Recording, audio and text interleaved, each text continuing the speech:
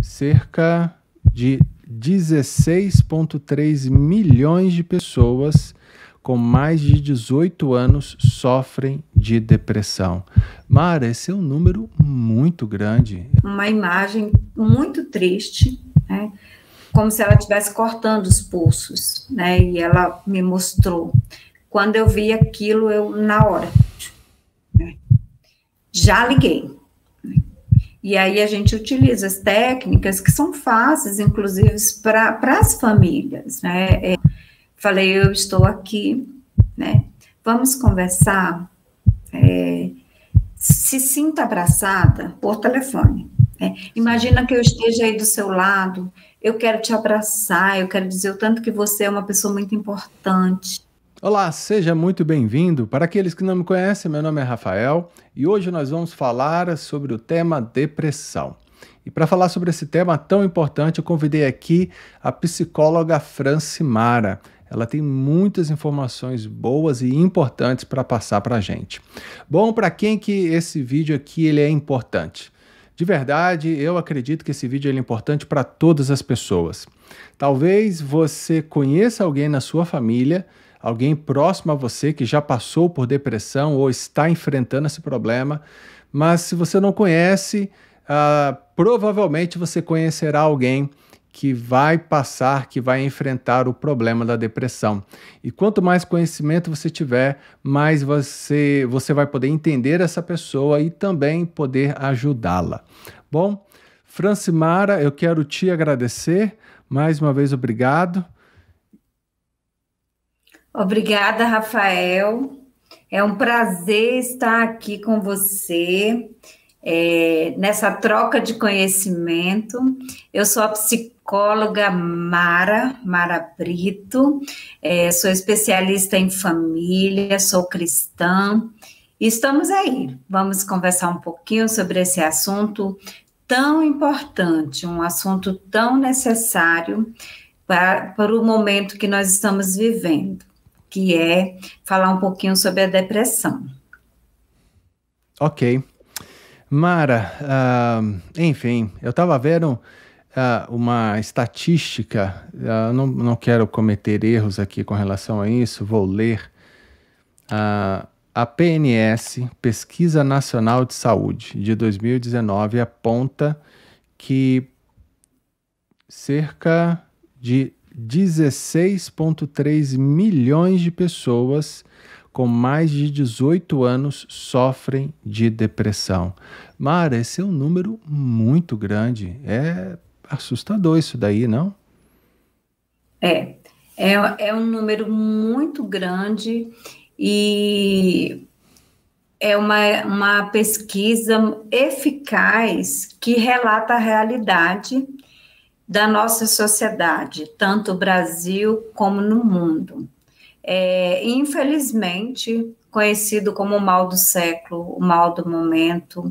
Eu acredito, Rafael, até como profissional que lida constantemente com essa demanda que é a depressão, é algo que já existia há muito tempo atrás, mas hoje, através do conhecimento, a estatística comprova isso, dessa busca de conhecimento, de abrir esse horizonte para entender o que é depressão, os sintomas, o que acontece, inclusive, com o sofrimento da família, devido a essa busca, até mesmo mais fácil dentro da internet, do avanço tecnológico, isso tem se tornado mais próximo de nós, né? Através do conhecimento. Sim.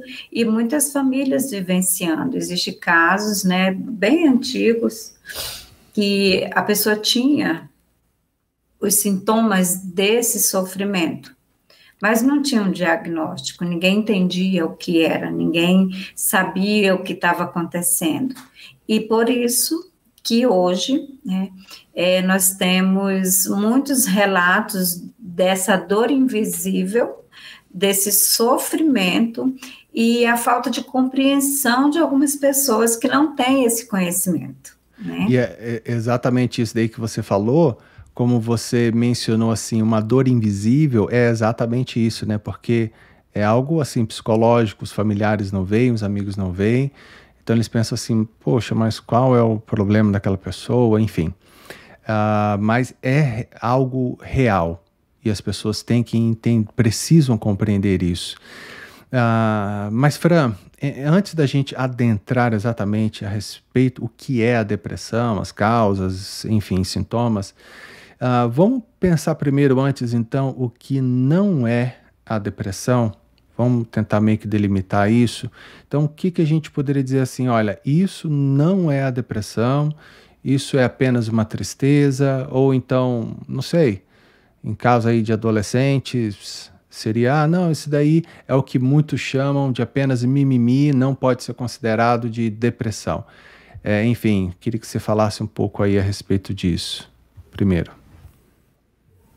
Então, o que não é a depressão, né? Depressão, ela não é tristeza.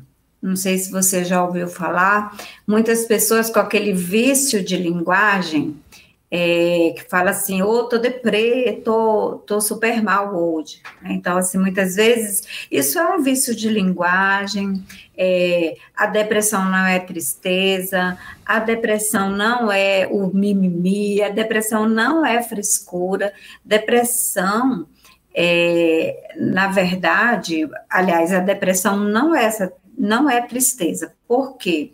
Eu passo por fatores que me deixam tristes. Você, Rafael, tem momentos tristes, tem momentos... Só que essa tristeza, ela é passageira, mesmo que seja um episódio, um fato muito doloroso, sofrido, como, por exemplo, vivenciar um luto. Mesmo que você vivencie o luto, a pessoa que não tem o transtorno depressivo, que não tem os sintomas da depressão, ela passa pelo processo do luto dentro de uma normalidade, né? Tem a sua tristeza, tem a sua dor, a angústia. Às vezes, ela, inclusive, quer ficar sozinha para digerir esse sofrimento. Isso não quer dizer que ela esteja dentro de um processo depressivo. Ela quer... Desculpa te interromper, e às vezes é importante esse momento sozinho, né, Fran? Nós falamos muito, assim, do autoconhecimento, falamos muito desse momento do seu encontro com o seu eu. Existem muitas pessoas que têm dificuldade de ter esse momento sozinho, tem medo, confunde com solidão, e em muitos momentos é necessário, você precisa viver esse momento com você, para você se conhecer, para você se sentir, é algo que é muito necessário, né? Então, assim, quando a gente fala de depressão, nós não podemos confundir isso, né? A tristeza, que ela pode ocorrer por fatores, por exemplo, uma pessoa estuda para um concurso, né? Não passa, fica triste, né? Ela tem, tipo, o direito dela, o momento dela, algo que ela necessite passar, porque a psicologia fala muito da frustração, né? Que a frustração é necessária na vida de qualquer pessoa, desde da criança, a adolescência, a vida adulta. Nós precisamos passar pela frustração, que isso vai nos fortalecer, vamos chegar no grau de maturidade, coisas necessárias para se viver. Então, assim, quem não consegue passar por esse processo, inclusive incluindo a tristeza, a frustração, e aquilo permeia, é algo que dentro de uma normalidade, a tristeza, sei, de um luto, 2 meses, se você observar que passa disso, aí já entra no transtorno depressivo, né? Que é difícil de ser diagnosticado, a gente fala assim, a olho nu, né? No senso comum. É difícil muitas vezes, porque tem esse lado de uma tristeza, tem o lado de uma angústia, de um isolamento que muitas vezes não é visível, né? Quem não tem um olhar clínico não consegue perceber. Eu agradeço a Deus pelo avanço da tecnologia que tem aberto os olhos de muitas pessoas. Eu sou cristã, então eu vejo a diferença de uns 10 anos atrás, como a igreja tem lidado com isso, com palestras, organizando, não, trazendo conhecimento, alertando, estimulando um acolhimento diferente. Então, para abrir o entendimento das pessoas, para as pessoas entenderem o que é realmente a depressão. Tristeza eu tenho. Você está num lugar sozinho, você não fica triste, né? Mas a sua tristeza, apesar de tudo, te faz reagir. Você está vivendo. Não que a pessoa com transtorno depressivo não vive, né? Depois nós vamos falar sobre isso. Mas, assim, quando tem os prejuízos, tanto emocionais, cognitivos, prejuízos sociais, né?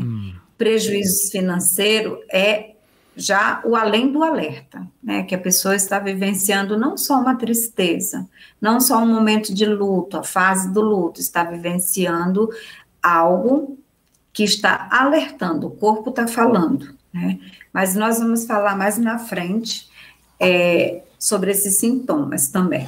Sim, sim. Ô, Fran, eu queria então, como que a gente pode definir a depressão? O que de fato ela é?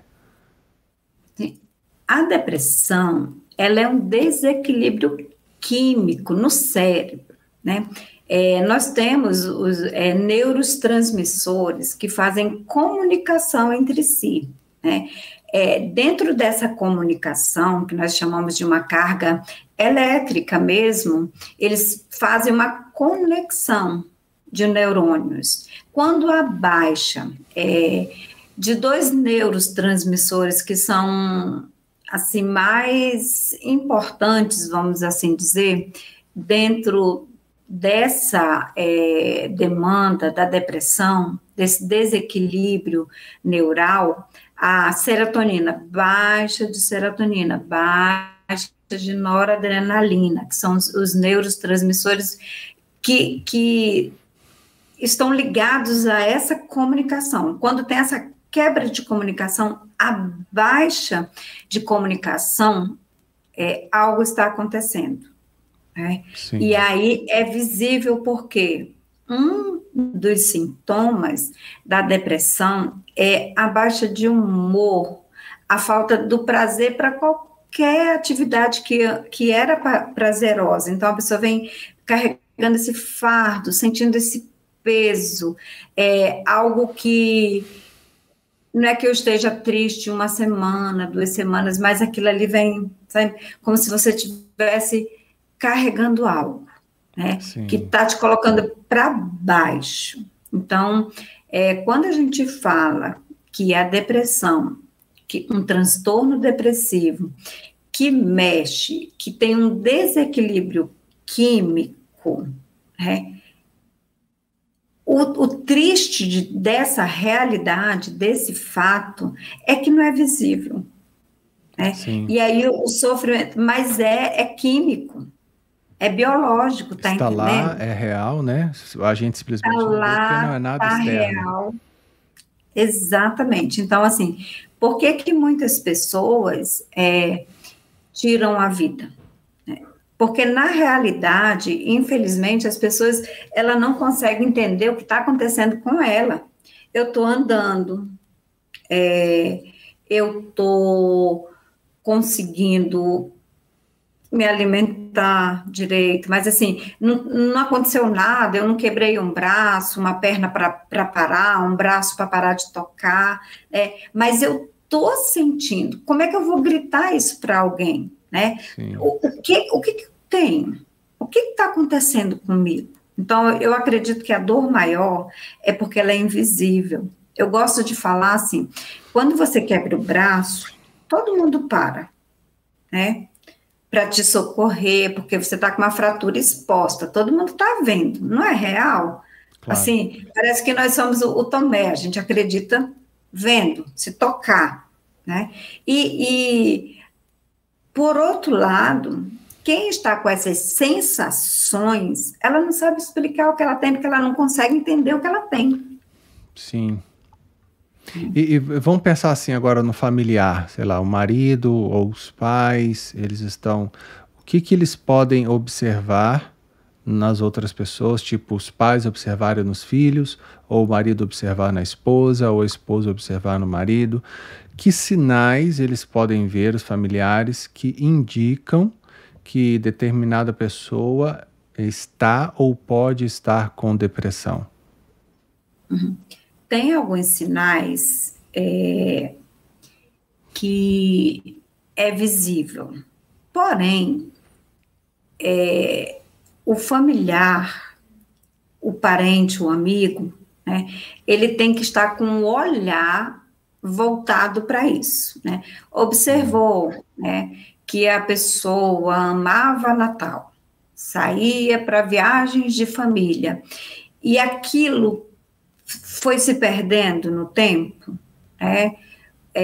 Perdeu um ente querido, daqui a pouco todo mundo retorna dentro de um sofrimento, dentro de uma normalidade, e um não, né? Ele perdeu o prazer, já começa a sinalizar, não se alimentar bem, não tem prazer pela comida, né? E muitos Sim. desfocam, porque assim, um dos sintomas também é esse desequilíbrio, né? Perde o prazer e o outro busca encontrar o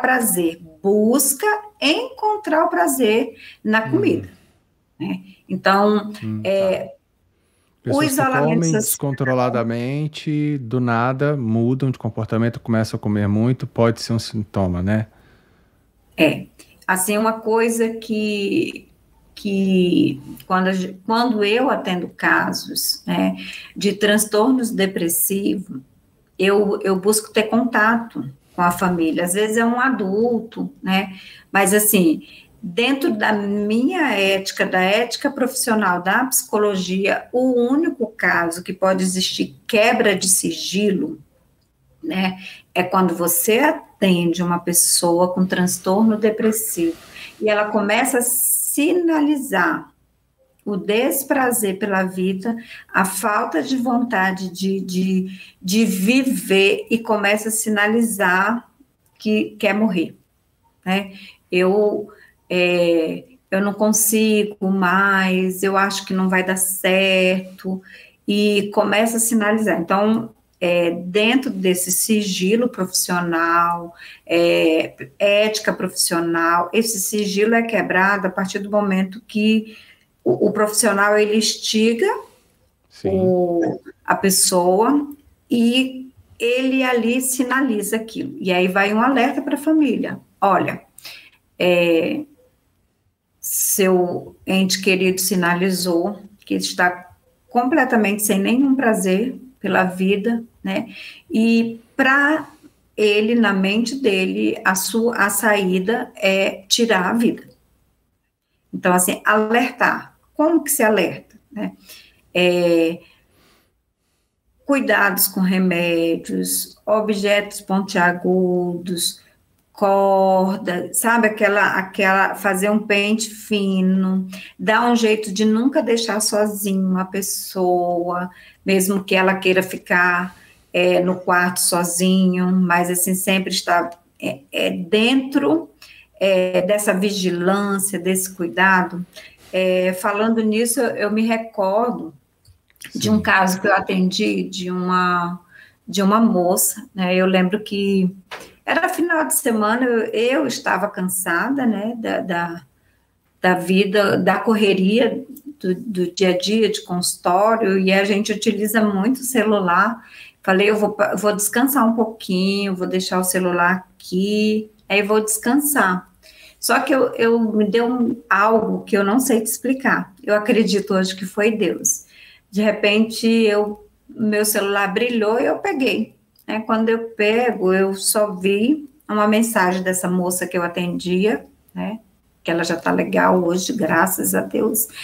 E quando eu peguei, sabe aquelas imagens que a pessoa manda e apaga? Mas assim, na hora eu vi, sabe? Deu para ver, era uma imagem muito triste, né? Como se ela estivesse cortando os pulsos, né? E ela me mostrou. Quando eu vi aquilo, eu, na hora, né? Já liguei. Né? E aí a gente utiliza as técnicas que são fáceis, inclusive, para as famílias, né? Do acolher. Eu não perguntei, por que você está fazendo isso? Para que você está fazendo isso? Não. Falei, eu estou aqui, né? Vamos conversar. Se sinta abraçada por telefone. Né? Imagina que eu esteja aí do seu lado, eu quero te abraçar, eu quero dizer o tanto que você é uma pessoa muito importante, né? Que você é sim inteligente. Quando você trata a pessoa, acompanha a pessoa, que você sabe mais ou menos o porquê até dos gatilhos dessa depressão, né? Às vezes é autoestima baixa, às vezes a perda de alguém na família, que ela não conseguiu elaborar e aquilo tá crescendo na vida dela. Então, sabendo disso, né, e esse caso era muito, os gatilhos vinha devido à sua autoestima, de não conseguir estar numa posição que ela gostaria. Então, olha, você é inteligente, tudo vai dar certo, e você vai tirando daquele momento até ela naturalmente, né, falar onde que está o objeto que machuca, se ela poderia jogar fora, e isso por telefone. Você joga, né, e aí depois, em seguida, entra em contato com a família. E sim, eu, naquele dia, assim, são coisas que me realizam como profissional. Falei, Deus, muito obrigada, porque foi no momento certo, na hora certa. Uma pessoa que não foi ceifada, né? A família que não está vivenciando um luto. E assim como esse caso, vários de mensagens, né? Não dá mais. E eu observo, como profissional, o valor que tem um amigo e uma família nessas horas. Tem um senhor que eu atendo, e eu tenho contato de todo mundo da família dele, das filhas, da esposa. Então, assim, quando ele sinaliza alguma coisa, é algo até cansativo, mas gratificante. Quando ele sinaliza, eu já falo para a filha, ela já sabe onde ele está, o lugar que ele costuma ir, e aí rapidinho tem aquele movimento em prol dessa pessoa. Que bom, que legal. Então essa conversa foi meio que você teve com essa moça, foi meio que para desviar a mente dela daquilo que ela estava pensando e colocar no lugar novamente, né? Legal, importante isso. Importante até as pessoas que estão assistindo a gente terem noção de que é possível elas fazerem isso, né? Realmente. Mas, Fran, antes da gente continuar aqui esse nosso bate-papo, eu queria falar para as pessoas que estão nos assistindo, por favor, curtam esse vídeo, compartilhem ele, enfim, escrevam um comentário e se inscrevam no canal. Fazendo isso, você vai ajudar muita gente para que a gente continue fazendo vídeos como esse, vídeos que são importantes, vídeos que trazem informações. A gente sempre procura trazer aqui pessoas gabaritadas que entendem dos assuntos que nós vamos conversar, e fazendo essas coisas vocês vão nos ajudar muito, tá bom? Então, Fran, voltando aqui para o nosso assunto, eu queria pensar agora com você um pouco a respeito das causas da depressão, tá? Tem um livro aí muito utilizado aí no meio cristão, Aconselhamento Cristão, é o nome do livro, de Gary Collins. Esse livro, ele é um pouco antigo, mas ele traz algumas causas da depressão. Vou ler essas causas aqui, gostaria que você comentasse elas, mencionasse outras, e até mesmo, caso você diga assim, não, essa causa aí, ela já está desatualizada, a gente sabe que não é mais assim, sem problema nenhum, tá bom? Então vamos lá, vou ler apenas algumas. Causas ligadas à história de vida e à família. Evidências sugerem que experiências de infância podem levar à depressão numa fase posterior da vida do indivíduo. Uma outra causa, estresse e perdas importantes. Uma terceira causa, ele chama aqui de desespero aprendido. Uma teoria sugere que a depressão surge mais frequentemente quando nos deparamos com situações sobre as quais temos pouco ou nenhum controle. É fácil ficar deprimido quando aprendemos que, não importa o nosso esforço, nossas ações são sempre inúteis, ou quando nos convencemos que não há nada que possa ser feito para aliviar nosso sofrimento, alcançar um objetivo ou provocar uma mudança. Nessas circunstâncias, podemos nos sentir sem esperança e desistir de tentar. Isso pode explicar casos de depressão em pessoas enlutadas que não podem fazer nada para trazer de volta o parente que morreu. Enfim, são algumas causas que gostaria que você comentasse sobre elas e outras mais, por favor. Tem o fator genético, né? Tem o fator genético, biológico. É um caso que eu sempre gosto de citar, por exemplo, uma família que vivenciou luto, e aí são 5 pessoas super ligadas, cada um tem a sua reação. Aquele que tem o seu fator genético, biológico, da depressão, ele vai ter um comportamento completamente diferente, mediante a essa perda, né? Então, eu sinto a dor, eu sofro, eu às vezes até posso me cobrar, mas eu supero. Aquele que tem esse fator genético, né, ele vai passar pela mesma dor, só que ela vai ser prolongada, essa dor, né?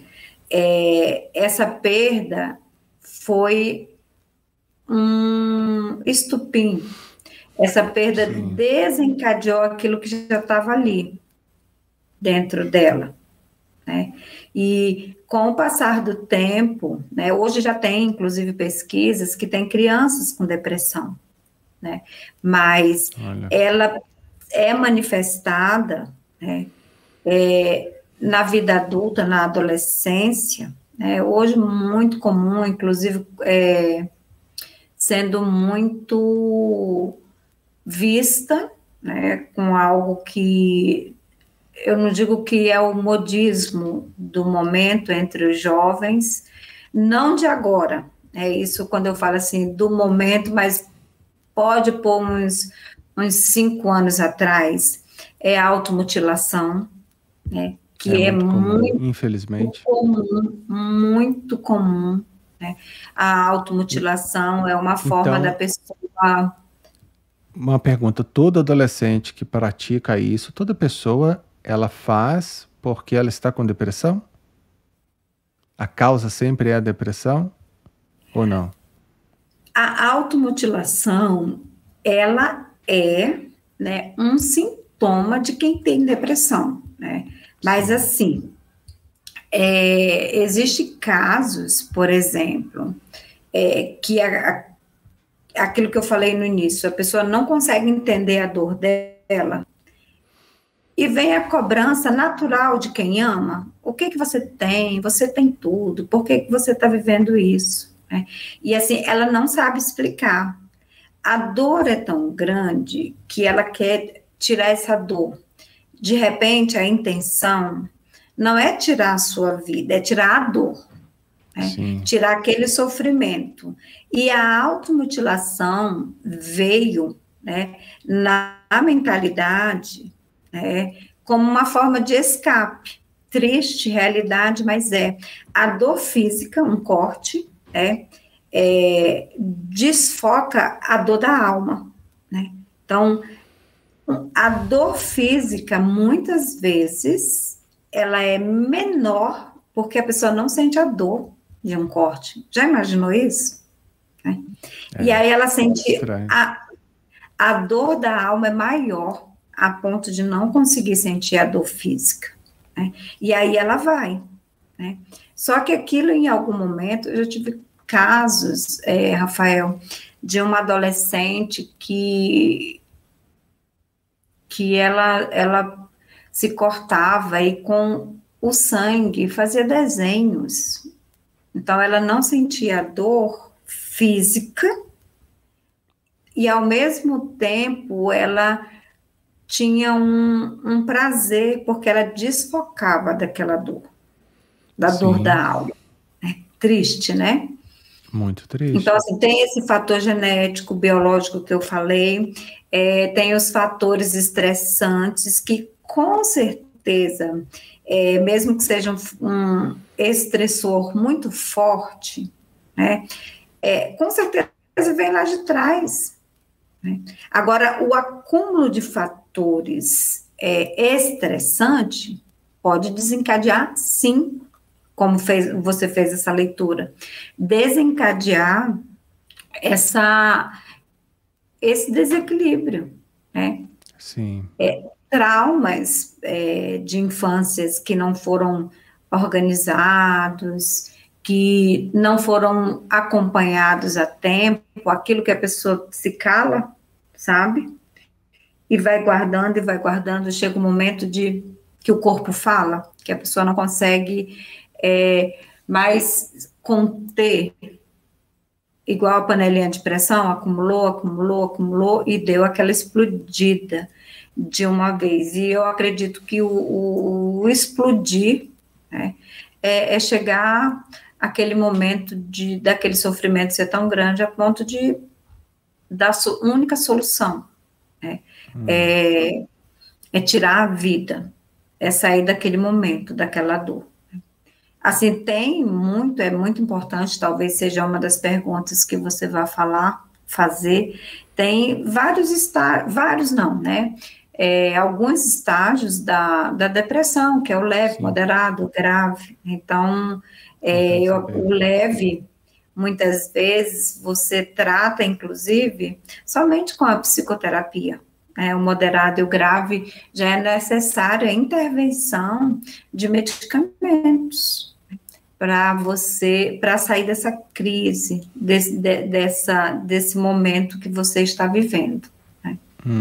Então, já que você mencionou, enfim, sair da crise, mas vamos pensar assim, então, é possível a pessoa ficar curada da depressão? Eu vou falar de duas vertentes, né? Tá. Do lado da fé, do meu lado cristã, né?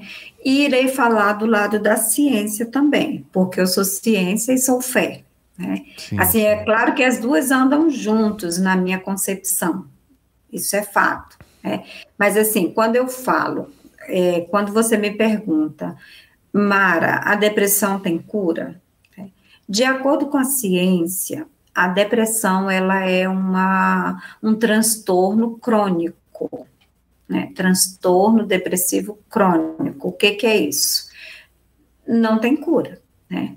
Mas por que muita gente ela tem as melhoras, né? Sim. Aí a gente está falando de outra coisa, né? Não é da cura, nós estamos falando de episódios, né, até mesmo na crise, que com os medicamentos, com o acompanhamento psicológico, com aquela sequência, né, a pessoa tenha o seu conforto emocional, né? Exemplo, eu gosto de falar, por exemplo, a pessoa que tem diabetes, né, tem cura para ela? Não, porque é crônica, né? O que acontece para o diabético ter qualidade de vida? É medir a insulina, é a retirada de uma coisa que é prazerosa para ele, mas é necessário retirar, que é o doce, né? Mesma coisa a depressão, né? Olhando dentro da minha visão, a cura é eu ter qualidade de vida, né? Tomar os medicamentos, fazer um desmame correto com um psiquiatra, estar em acompanhamento psicológico constante. O que, né? Que é isso? Perdão, o que é isso, fazer um desmame com um psiquiatra? Porque a pessoa que está na crise, ela vai para um acompanhamento psiquiátrico, começa a tomar os medicamentos, e esse medicamento ele não pode ser retirado por conta própria. Ah, tá. Então, o desmame de dosagem, o desmame de acordo com reduzindo sintomas, a pessoa tem insônia, toma um medicamento para insônia, e aí ela, na noite seguinte, dormiu bem, e aí ela acha que está bem, ela tira, não pode.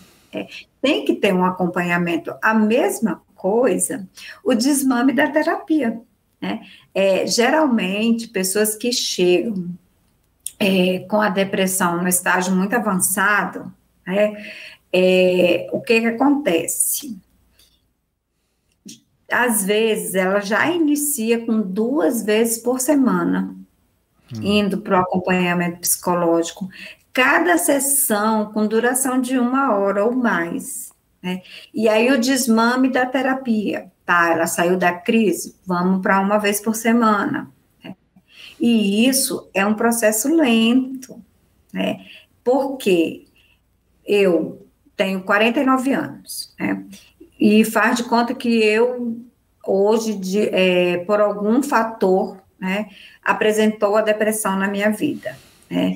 Então, eu venho com uma carga genética, biológica, eu venho com fatores estressantes, eu venho com traumas, né? Tudo no pacote da Mara, de 49 anos. E aí a família entrega para um psiquiatra e para um psicólogo, né, que trabalha com a qualidade de vida, com saúde emocional. E aí, com 3 meses, a pessoa quer estar pronta. Né? Sim. Não, com 3 meses eu quero estar. Só que a ansiedade é tão grande, até de dizer para ela mesma que ela está boa, que isso atrapalha o acompanhamento psicológico. Uma das maiores, eu não digo frustração, assim, incômodo.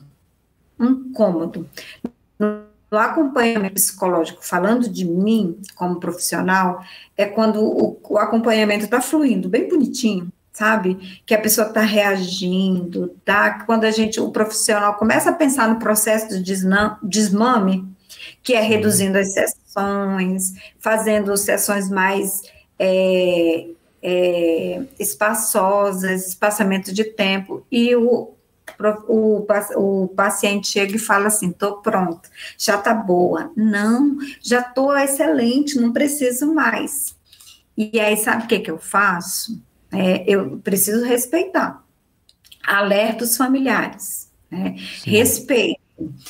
Mas eu faço de tudo para essa última sessão.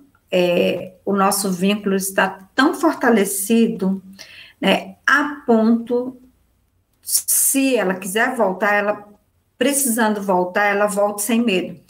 Aí, então, assim, se caso você quiser, precisando, qualquer coisa, volte que eu estarei aqui, de braços abertos, né? Porque, assim, é triste, mas é essa a realidade. A pessoa, do jeito que tem a automedicação, tem a alta. A pessoa vai embora. E aí você, como profissional, pensa assim, poxa, já vi esse filme, né? Com essa pessoa, com outra pessoa, porque se não fizer o acompanhamento, a pessoa sair fortalecida, organizada, não adianta, que volta. Então, assim, do ponto de vista da psicologia, não existe uma cura.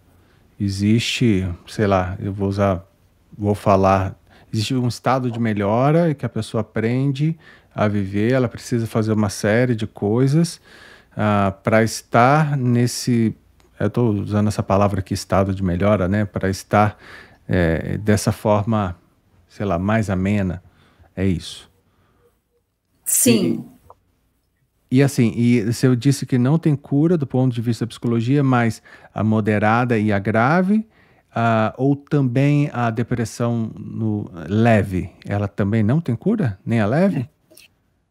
A leve, quando o nome já diz, por ser leve, e a pessoa já buscou com antecedência, né, a família já teve aquele olhar para sinalizar que tem algum comportamento diferente, então, assim, quanto mais cedo essa busca para um acompanhamento, que é tipo uma prevenção, a pessoa vai se reorganizar e vai viver, né, aquilo. Às vezes não precisa nem o medicamento na leve, porque ela vai estar com acompanhamento psicológico, já tem o autoconhecimento, ela sabe o que pode desencadear uma crise, né? Ela vai se fortalecer, ela vai se organizar emocionalmente, né? Agora, a moderada e a leve já necessita, né, de medicamentos. É moderada e grave, né? Desculpa, a moderada e grave já necessita do medicamento, de um acompanhamento psiquiátrico. Eu faço muita parceria, Rafael, com psiquiatras, sabe? Na verdade, não é nem só com psiquiatra, hoje, assim, tem clínicos que eu agradeço a Deus por essa nova visão desses profissionais, porque é muito comum que com ansiedade, com depressão, a pessoa tenha crises, faça tudo quanto é exame, né? E não dá nada. E hoje, os profissionais, eles já encaminham, né? Já encaminham para o psicólogo, porque sabe que é emocional, que já saiu do contexto do exame, daquela tentativa de procurar a busca, viu que não tem nada concreto, nada que se comprove visivelmente, e aí volta, encaminha para tratar o emocional, tratar o psicológico. Compreendi, legal. Então, e você ia mencionar o lado da fé, em relação aí, e tem pessoas que dizem assim, não, mas eu fiquei curado. Então, assim, como que a gente pode entender essas pessoas aí que dizem, né, eu fiquei curado, e a importância da fé nesse processo, enfim.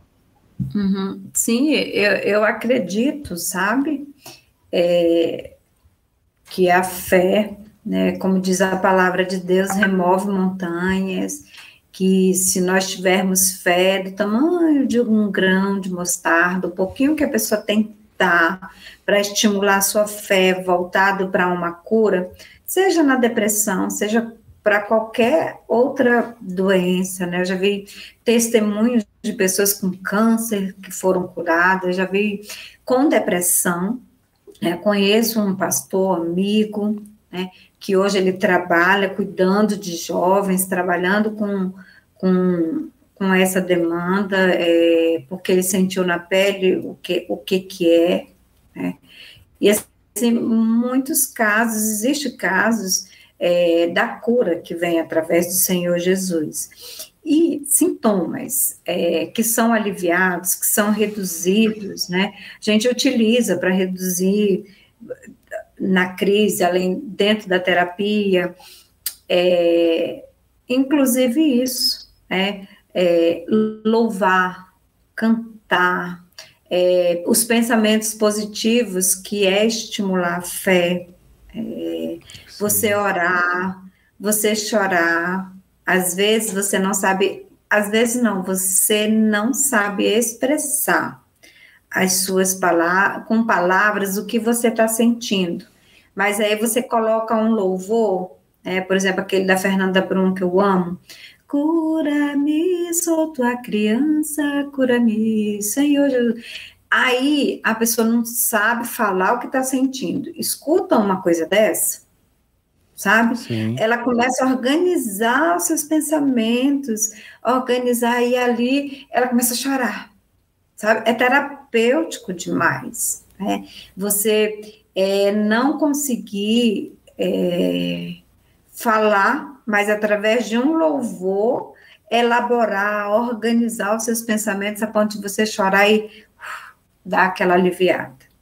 Então, assim, hoje eu acredito, Rafael, que a ciência ela está se rendendo à fé, porque ela sabe o efeito que faz na mente das pessoas, né? É claro que hoje é cada um dentro da sua fé, né? Mas assim, eu posso falar pela minha fé, pela minha busca da leitura da palavra, de você ver, eu falo assim que é o salmo do psicólogo, tem salmos, né, para pessoas depressivas, mas aquele salmo que fala assim, Senhor, eu sei que tu me sondas, se no abismo está a minha cama, ali o Senhor está. Então, olha a paz que uma pessoa sente ao verbalizar um salmo desse, né? Se no abismo está a minha cama, ali o Senhor estará comigo. Né? Então, assim, pessoas que colocam a fé em ação, né? Às vezes não é que esteja ligado, estar dentro de uma igreja, mas assim, que pratica a sua fé, como eu gosto de dizer, ninguém pode tocar na sua intimidade com Deus, de você parar, sentir a manifestação do poder de Deus, mesmo você lá no seu cantinho, acreditar que Deus pode curar, e eu acredito muito nisso, e em muitos casos eu falo para as pessoas, né, estimula sua fé em Deus, né, faça sua oração, leia a sua Bíblia, cante o seu louvor, que isso faz muito bem. Eu já trabalhei numa clínica de câncer, e as pessoas com fé, que tinham a fé, você via melhora significativa, porque interferia no emocional. A pessoa vinha com fé. Eu acredito que Deus vai me curar, porque é muito difícil, não é? Mas assim, a pessoa que tem a fé e verbaliza aquilo, você vê a diferença. Por exemplo, tem pessoas que eu observo o comportamento, eu falo assim, aquela pessoa, pelo comportamento, não pode nem sonhar em ter Covid. Porque antes do teste dar positivo, a pessoa já está morrendo. Porque a cabeça, né, as emoções interferem muito. Né? Então, assim, a pessoa tossiu, aí o outro já está tossindo. São emoções, e isso está muito ligado, muito ligado. Eu falo, Deus fez tudo tão perfeito, sistema nervoso central, sistema nervoso periférico, está tudo interligado, sabe? E dentro desse comando que eu posso, inclusive, dar para o meu cérebro, dizer, não, vai ficar tudo bem, eu vou conseguir.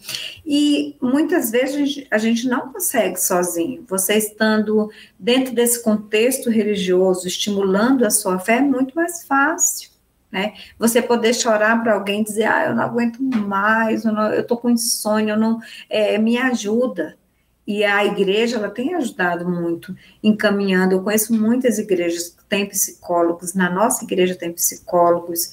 Então, assim, é maravilhoso, é um avanço, a fé andar de mão dadas com a ciência.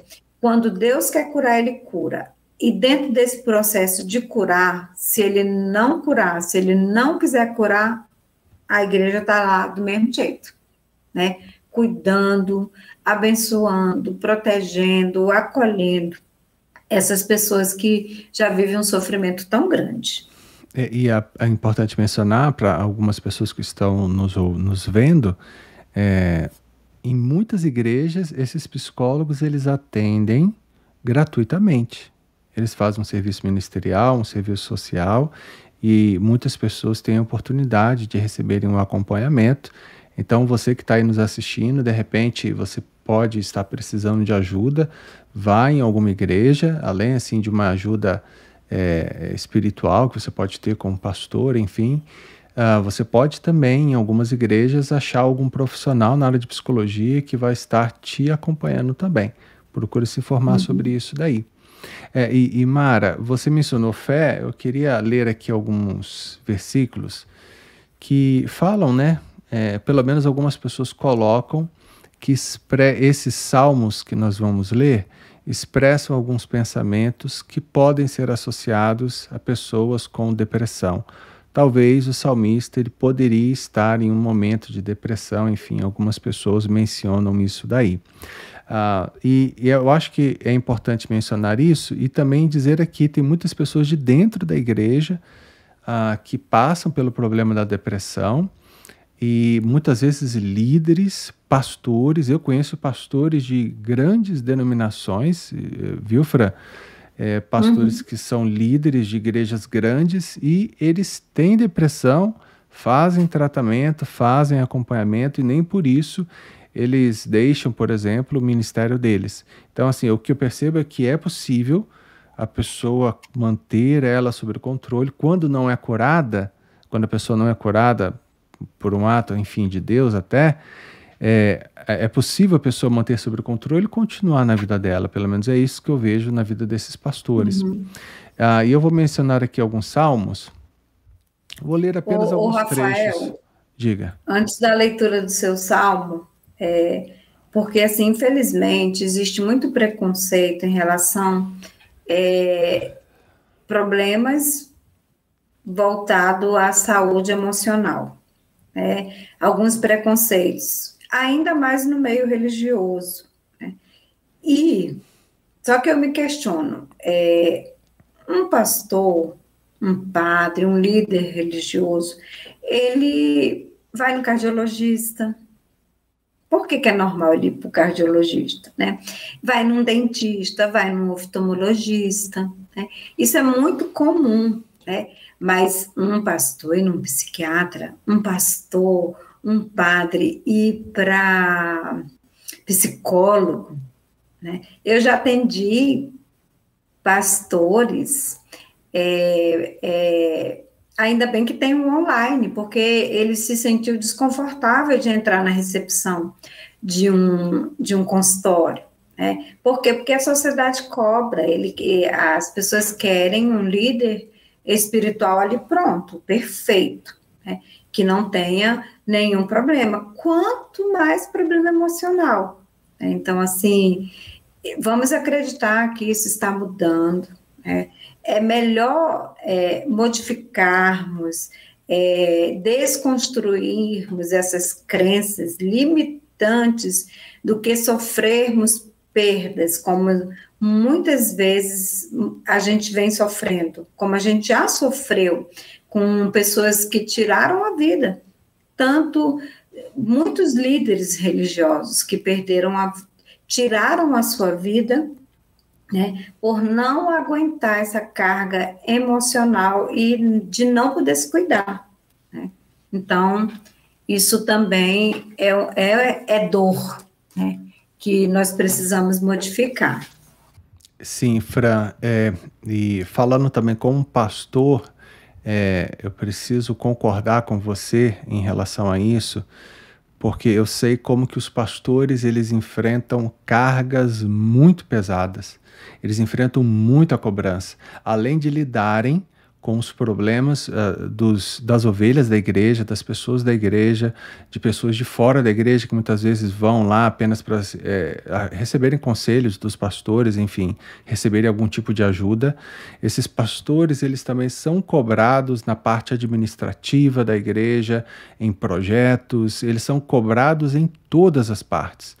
E talvez o membro da própria igreja, ele pode muitas vezes nem entender. Mas o meu pastor, ele está com depressão, mas por que isso? E o membro não tem noção do tanto de estresse, do tanto de pressão, do tanto de problemas que os pastores eles acabam enfrentando no seu dia a dia ministerial. E as pessoas precisam abrir a mente em relação a isso, porque essa pressão ela é real e, como eu mencionei antes, tem muitos pastores que sim, eles, infelizmente, eles estão nesse estado assim depressivo, eles enfrentam esse problema. É algo realmente sério dentro das igrejas. Mas, Fran, então eu vou ler aqui Eu vou apenas ler alguns trechos, tá? Alguns trechos. Primeiro, algumas falas que dão a entender que a pessoa estava depressiva, enfim. Salmo 69, versículo 3: cansei-me de pedir socorro, minha garganta se abrasa, meus olhos fraquejam de tanto esperar pelo meu Deus. Versículo 5: tu bem sabes como fui insensato, ó Deus, a minha culpa não te é encoberta. Não se decepcionem por minha causa aqueles que esperam em ti, ó Senhor, Senhor dos exércitos. Não se frustrem por minha causa os que te buscam, ó Deus de Israel. Aquela sensação que dizem, pelo menos, de culpa. O que eu fiz de errado, as consequências do que eu fiz de errado, as pessoas muitas vezes extrapolam em relação a isso. Outras partes, Salmo 88, diz assim: estou como um preso que não pode fugir. Olha a sensação do salmista. Minhas vistas já estão fracas de tristeza. No Salmo 102, versículos 2, 4, enfim, ele vai dizer assim: não escondas de mim o teu rosto quando estou atribulado. Aquela sensação que a pessoa tem muitas vezes de que Deus virou as costas para ela. Esse possível pensamento, né, na mente de alguns: Deus virou as costas para mim, enfim, Deus se esconde o rosto dele, não me enxerga mais, não se preocupa comigo. Versículo 4: como a relva ressequida está o meu coração, esqueço até de comer, de tanto gemer estou reduzido a pele e osso. Sou como uma coruja no deserto, como uma coruja entre as ruínas. Não consigo dormir. Tornei-me como um pássaro solitário no telhado. Enfim, então a gente percebe que são alguns sintomas que é possível, a gente não tem como afirmar, né? Mas o salmista ele poderia estar passando por alguns sintomas de depressão. E são algumas descrições que elas batem, pelo menos, com a sensação de algumas pessoas depressivas, do que elas sentem hoje em dia. Enfim, não consegue dormir, tristeza profunda, sensação de culpa, que Deus virou o rosto para ela e Deus não a ama, enfim, e por aí vai. Mas os salmos, eles também expressam palavras de esperança. Eu acho que essa daqui é um fator interessante a gente pensar, que embora o salmista ele expressasse esses pensamentos, ele tinha uma esperança em Deus. De alguma forma, ele acreditava, aquele fator fé. De alguma forma, ainda que ele expressasse tais sentimentos, mas ele também expressava a sua fé. Quando ele dizia: ouve a minha oração, Senhor, chegue a ti o meu grito de socorro. De alguma forma ele está orando, de alguma forma ele está se direcionando a Deus. Tu, porém, Senhor, no trono reinarás para sempre. O teu nome será lembrado de geração em geração. Ele olhava para Deus e olhava com uma atitude também, como uma atitude de louvor. Já passando para você, a ti, Senhor, Salmo 88, versículo 9, a ti, Senhor, clamo cada dia, a ti ergo as minhas mãos. Então, provavelmente, essa pessoa, o salmista, ele estava ali orando, ele tinha esse gesto no judaísmo, durante a oração ou durante um louvor, de erguer as mãos em direção a Deus. Isso demonstrava um sinal de esperança, um sinal de querer estar próximo de Deus, de querer de alguma forma sentir a presença de Deus. Então, o último que eu quero ler aqui, no versículo 1 e 2 do Salmo 88, ó Senhor, Deus que me salva, a ti clamo dia e noite. Embora ele estivesse triste, ele não deixava de orar de dia e de noite, que a minha oração chegue diante de ti, inclina os teus ouvidos ao meu clamor. Enfim, passo agora para você, enfim, o que você entende desses salmos também, que considerações você poderia fazer?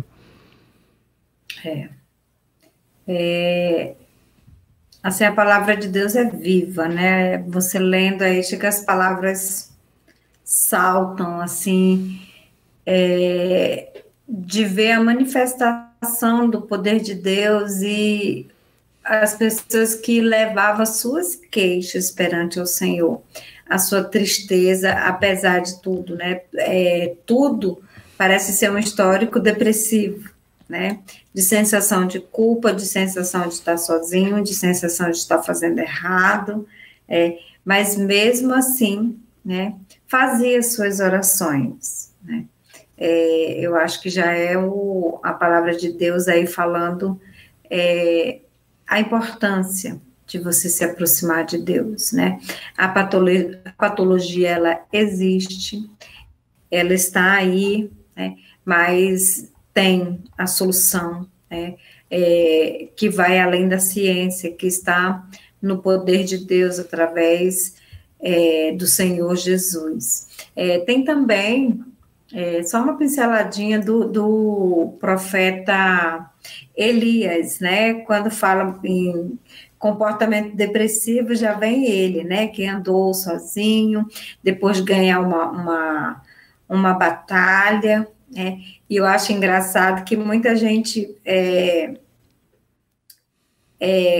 culpa, né, a Jezabel, né, não que ela não seja, né, de ter amedrontado o homem corajoso, né, e eu estava fazendo a leitura dessa passagem, quando ele andou no deserto, quando ele se escondeu na caverna de Adulão, querendo ter aquele momento dele, né, para refletir até nas palavras de Jezabel. Eu falei assim, a Jezabel aí, de repente foi o gatilho, mas aí a minha visão científica, eu falei assim, tadinho do profeta, teve baixa de serotonina, baixa de noradrenalina, né, e todo mundo tá, Jezabel, poderosa Jezabel, que com uma palavra, né, mandou um recado e o homem ficou com medo. Vai que ele já tinha, né, o biológico dele, né, porque matou o quê? 300 homens a espada, né? Olha o espírito guerreiro, né? Mas com uma palavra ele deu aquela murchada. E o bonitinho nesse tratamento foi que, quando a gente fala de cura, que o despertar de Elias veio através do Senhor, né? Quando fez um tratamento, um acompanhamento psicológico, né? Fala assim, ei, hello, bora, o que você está fazendo aí? Né? Aí não é o seu lugar, né? Foca no que você já fez, entra no autoconhecimento, vê essas qualidades, o que você já fez, o que você pode fazer, e começou a fazer um acompanhamento psicológico perfeito, né, para fazer com que ele saísse de lá, empoderou, e falou assim, você vai lá e vai fazer mais coisas. Então, assim, o poder de uma palavra, de um acolhimento sincero, e às vezes as pessoas têm medo, mas não é uma coisa que eu não possa fazer, sabe? Antes de ser psicóloga, eu imagino que eu já fazia isso. É só a gente voltar para a Bíblia também, quando fala assim, não julga não. A pessoa está falando que está mal, só tenta entender, né? Estimula o potencial da pessoa, né? E isso não tinha que ser ciência, sabe, Rafael? Isso não tinha que ser a arma hoje da ciência.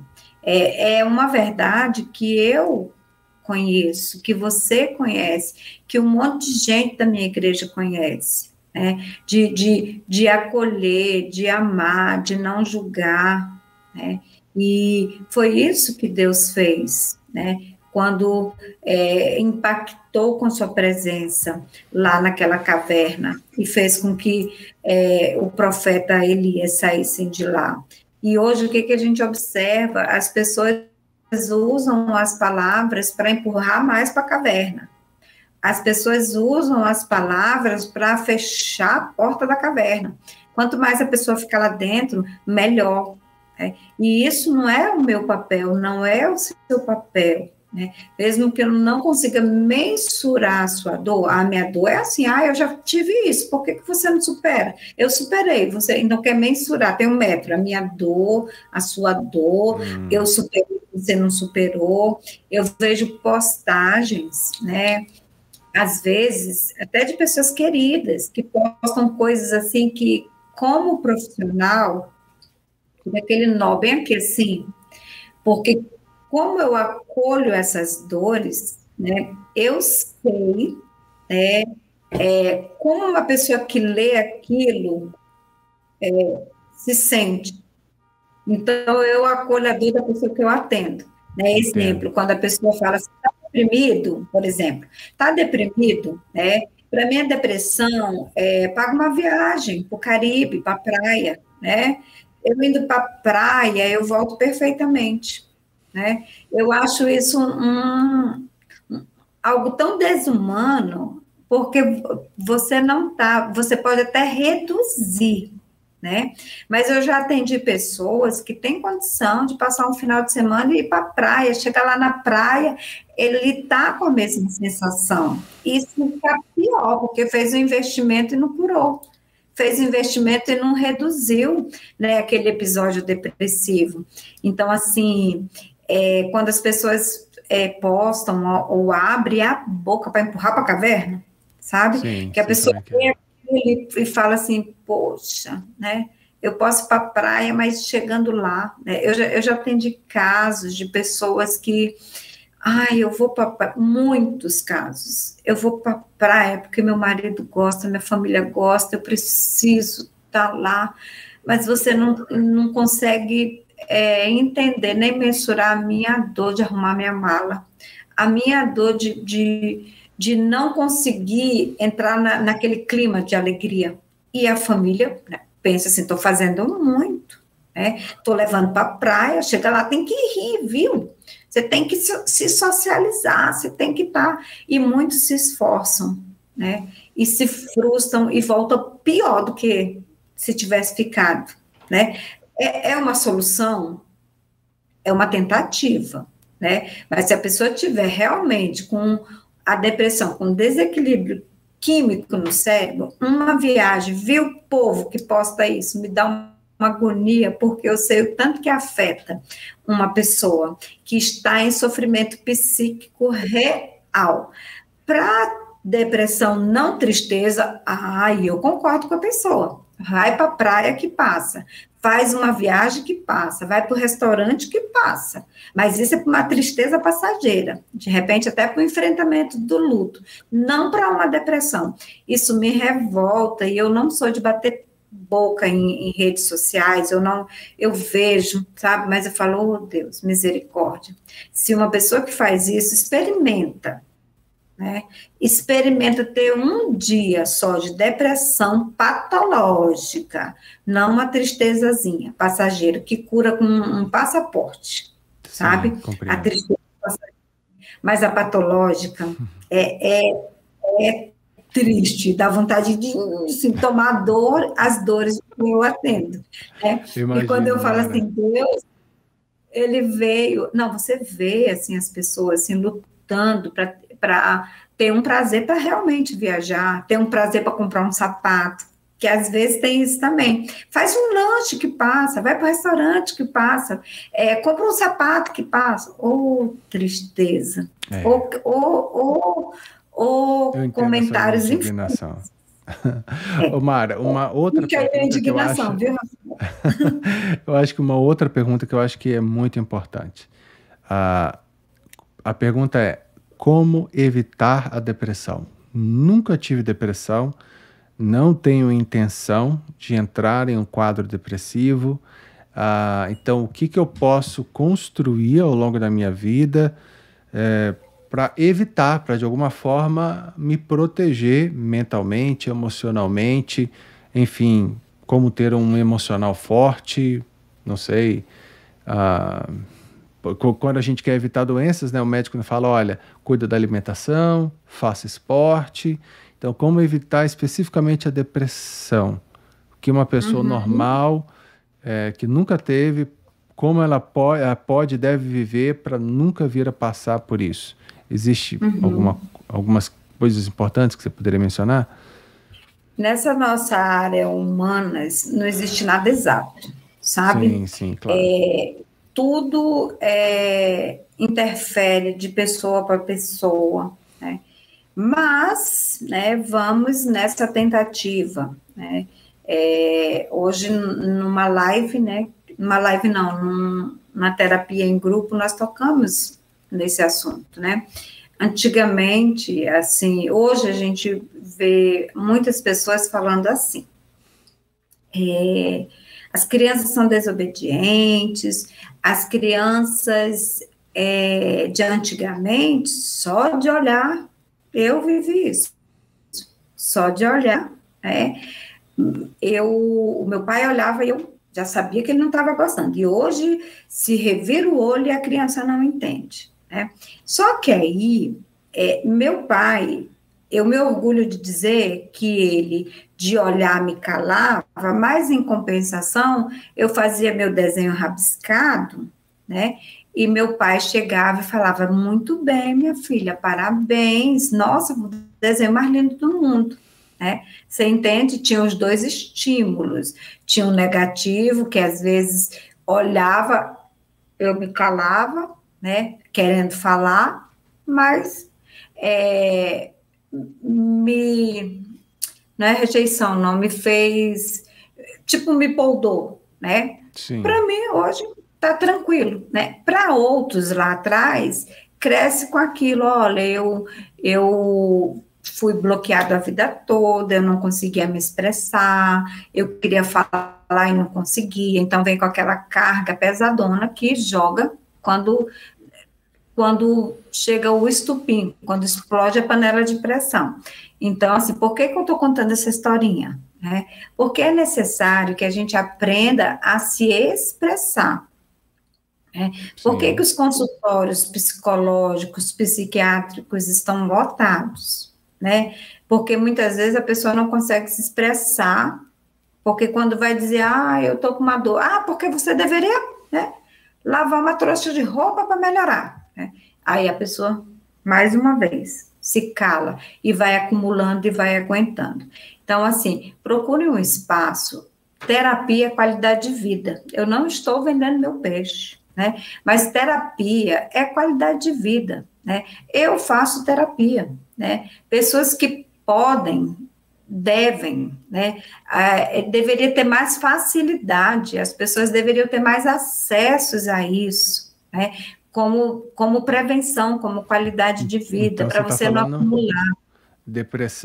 terapia para pessoas que não têm depressão, simplesmente estão vivendo umas circunstâncias que elas precisam colocar para fora, e aí fazer a terapia ajudaria ela a evitar uma futura depressão. Ok, Você quer um exemplo? legal. Pessoas que se aposentam, né? Tem gente que grita para os quatro cantos, quando eu me aposentar, e aí eu vou viajar, eu vou cuidar dos meus netos, só que aí fica só aquela fala, e não se organiza emocionalmente. Quando se aposenta, né, aí vem a sensação terrível de que não se sente pertencido, sabe? Não sou Sim, mais útil, não sou mais nada, não sou, mesmo que tenha organizado aquilo, né? Outro exemplo, por exemplo, eu atendi uma pessoa que sofreu um sequestro, a gente fala que é relâmpago porque não foi a gente, mas assim, um sequestro de 3 horas dentro de um carro, graças a Deus não aconteceu nada com a pessoa, né? E é uma pessoa muito ativa, muito esperta, muito inteligente, sofreu um sequestro 10 horas da manhã na porta do seu trabalho, né? E aí, quando tudo se resolveu, que achou, levaram o carro, não fizeram nada com ela, não, tranquilo, não, amanhã estou aí trabalhando, e fez o BO, fez os processos necessários, né? E aí, no outro dia, caiu a ficha. A mulher entrou em pânico, a mulher ficou mal. E foi muito bem orientada a um acompanhamento psicológico. Por ter sido algo tão rápido na vida dela, de ser tratado rápido, o que aconteceu? Com 6 meses, esse caso, né? Em 6 meses, a mulher estava plenamente dentro das suas atividades, dirigindo, trabalhando.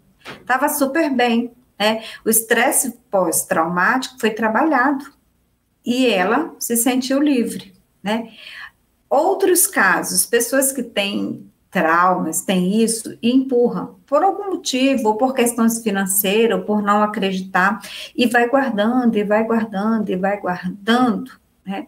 Se calando, não verbaliza, não expressa aquele sofrimento, não organiza suas emoções e suas ideias, lá na frente vem um prejuízo muito maior, né? Por falta de ter procurado ajuda profissional, né? Então, vem as consequências maiores, o prejuízo mais lá na frente, de todos os lados, prejuízo financeiro, porque é uma terapia mais extensa, né? Porque a gente vai voltar lá atrás, e quando é uma coisa recente, o resultado é completamente diferente, pelo menos dentro das minhas experiências, né? Então, por quê? Aí você fez a pergunta, né, inicial, e eu estou respondendo dessa forma, porque eu vejo que uma das formas para se prevenir qualquer problema patológico, né, qualquer transtorno emocional, é você estar nessa busca de um acompanhamento, Tratar logo o quanto antes. tratando na raiz, sinalizou alguma coisa, né? Até mesmo assim, tá, 2 meses eu estou vivendo uma tristeza. Será que passando um pouquinho não está na hora? Buscar acompanhamento? Por quê? Vem o autoconhecimento. Na terapia, a gente aprende a se blindar.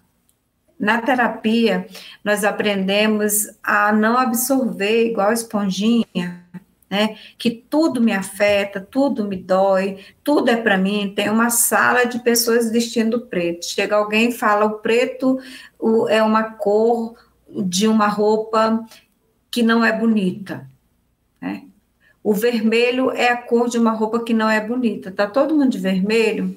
Eu sinalizo para mim, é para mim. Entendi. E aí eu pego, absorvo tudo que não é, tudo negativo eu pego para mim.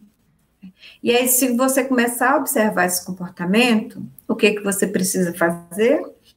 Procurar ajuda para prevenir. Hoje eu trato pessoas que têm esquizofrenia, que é uma patologia gravíssima, né?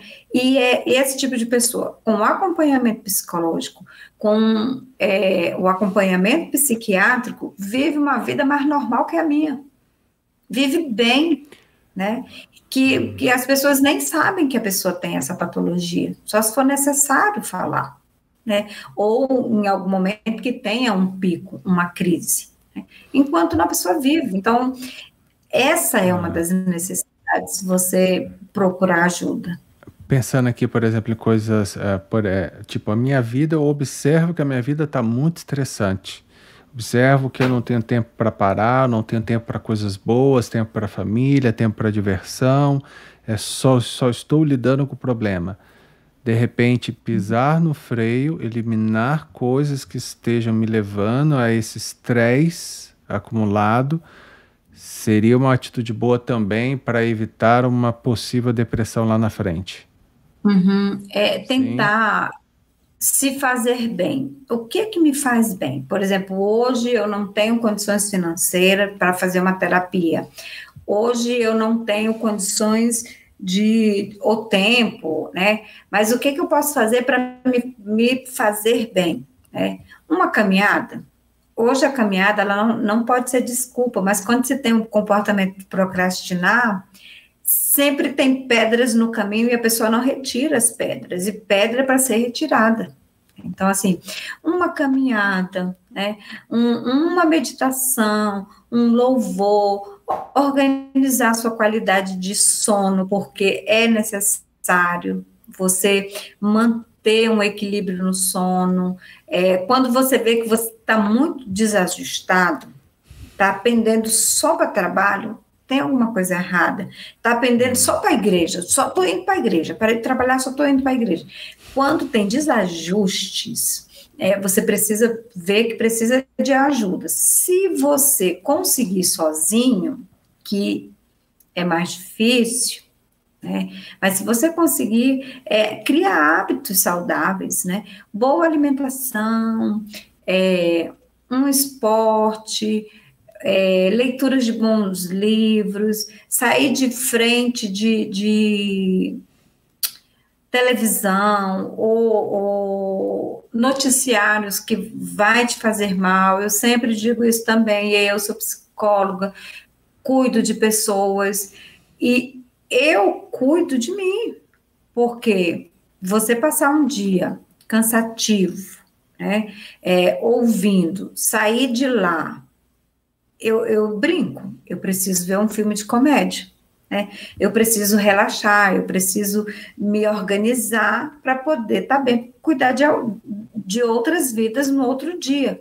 Então, assim, estimular coisas boas. Se filme de terror te faz mal, te causa insônia, tira da sua vida. Tem pessoas que não conseguem assistir porque ficam impressionadas, né? Colocar tudo que possa te fazer bem. Autoconhecimento. O que me faz bem? Se eu comer uma feijoada e me faz mal, eu vou comer feijoada de novo? Não. Se eu for ver um filme de terror e vai me dar insônia, vai me fazer mal, autoconhecimento. Então, procurar o que te faz bem, para prevenir. Importante. Que bom.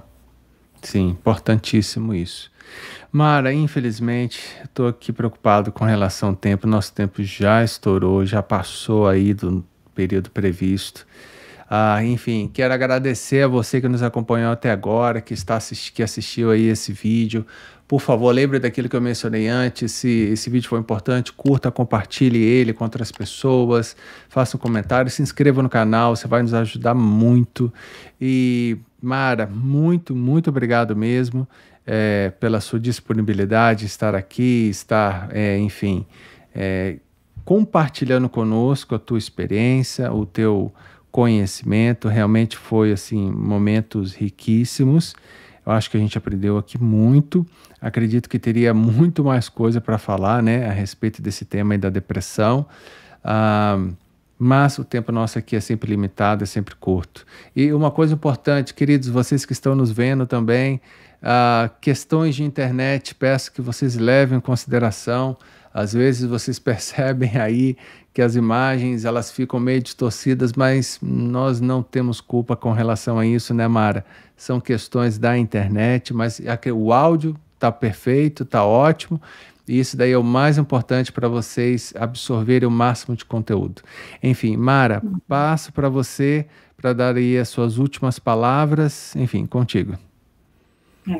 Eu quero agradecer o convite, a oportunidade de estar ajudando pessoas em relação a esse tema.